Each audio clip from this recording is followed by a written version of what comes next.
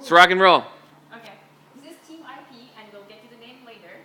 I would just like to start the conversation by sharing with you that we did not follow the regular flow that we followed in the previous teams. Instead, we sat down and started by addressing the vibe in the team. So we have two members who were in the previous team at this very spot, right? And they realized that this wasn't working out for them. So we started by...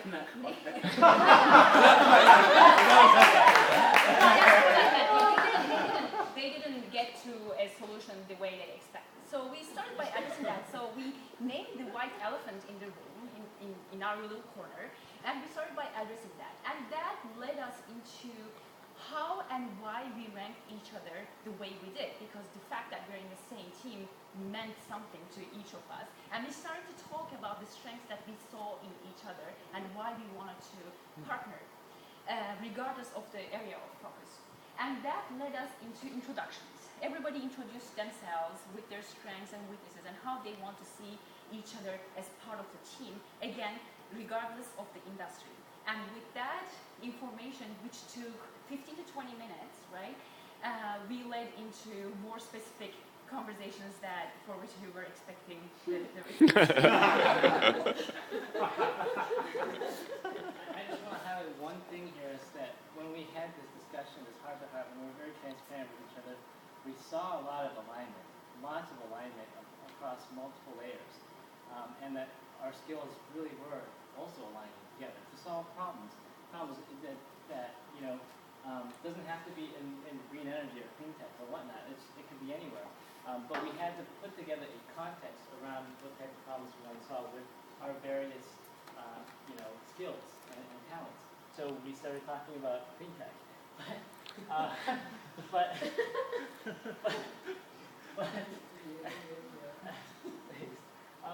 one thing that I want to just get out there in terms of clean tech is it's actually it's not all about energy generation and long-term planning and capital-intensive projects. That's actually not what a lot of innovation is. And this is just to throw out all those stereotypes or discard them. It's actually in the software. It's in the integration of platforms. It's already, there's a lot of nodes and bubbles everywhere, and it's just waiting to be solved. There are problems.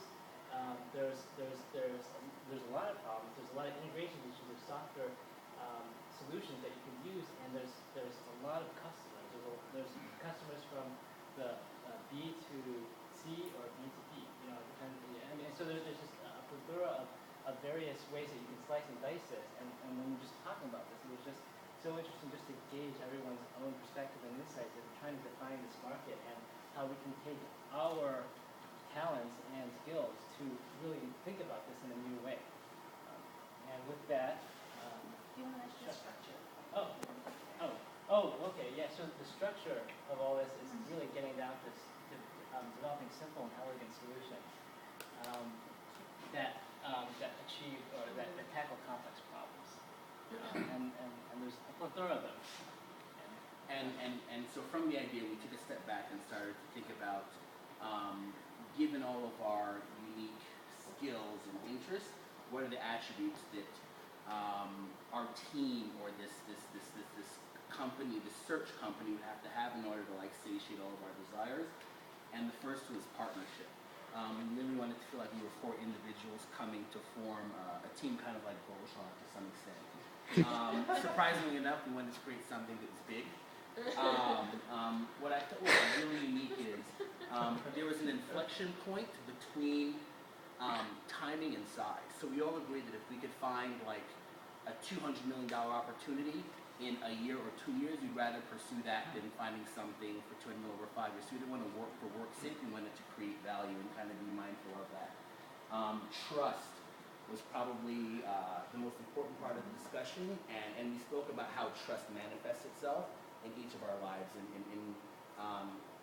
had an interesting framework of integrity, intent, skills, and results. Some of us spoke about trust being the manifestation of communication and being able to talk and verbally reconcile things.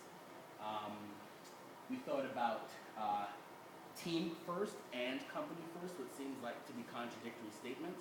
But what we realized was we may be wedded to being like the CEO or the green energy guy, but if at some point someone else joined the team who had an industry spike that was greater than us, we'd have to willingly cede that role because it was better for the team. And it was like uber critical that all of us were willing to kind of sacrifice our own interests to some extent if it created a greater pie. Right now, in the first 6 months, we want it to be the intersection between work and friends, and eventually kind of grow to be somewhere between family and friends, just because most of us realize that our work is our life, and for this to have any type of like sustainable incorporation to what we do, we're gonna have to kind of be each other's family to some extent. And then safety was a great point that was brought up. This needs to be a safe space for us to learn and grow and to confront one another, and that was really critical. And I'll let you go. Yeah, so we really focused on this partnership building. Growth and learning was something that was really important to all of us. That's kind of at the crux of what happened here. We were all committed. We were all looking for something that was simple, and that was kind of the structure that we had. And so we ended up coming up with this name IP, which was ideally pragmatic. So we took these two words that are antonyms, and we put them together because that's kind of what we felt like we were doing here. Is we were, like the inflection point analogy, we were meeting two curves. And then that led to this beautiful, beautiful logo where we would grow a tree that bore fruit. And so that was, which has roots, yes. And and so we were really focused on partnership.